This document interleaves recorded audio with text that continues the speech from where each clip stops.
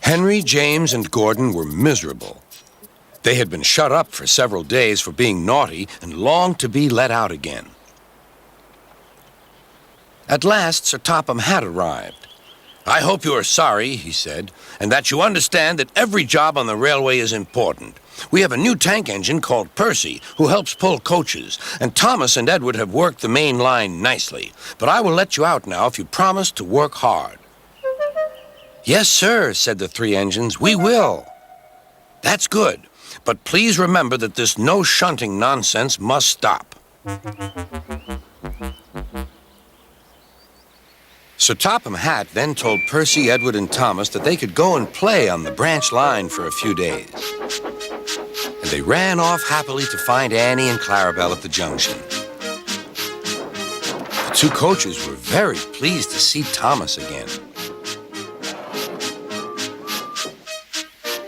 Edward and Percy played with the freight cars. "Stop, stop, stop," screamed the cars as they were pushed into their proper sidings. But the two engines laughed and went on shunting till the cars were tidily arranged.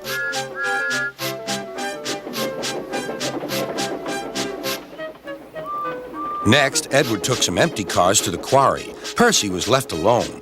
He didn't mind that a bit. He liked watching trains and being cheeky to the other engines. "Hurry, hurry, hurry," he would call, and they got very cross.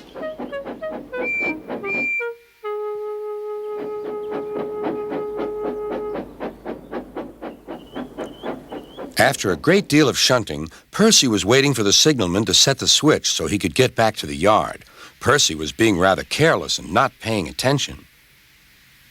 Edward had warned Percy, "Be careful on the main line. Whistle to the signalman that you are there." But Percy didn't remember to whistle, and so the busy signalman forgot him. Percy waited and waited. The switch was still against him, so he couldn't move. Then he looked along the main line. "Beep, beep!" he whistled in horror, for rushing straight toward him was Gordon with the express. "Oh!" groaned Gordon. "Get out of my way!"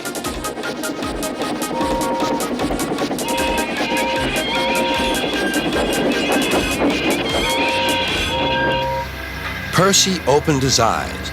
Gordon had stopped with Percy's buffers just a few inches from his own.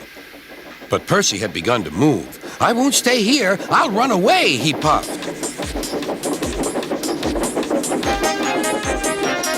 He went straight through Edward's station and was so frightened that he ran right up Gordon's hill without stopping.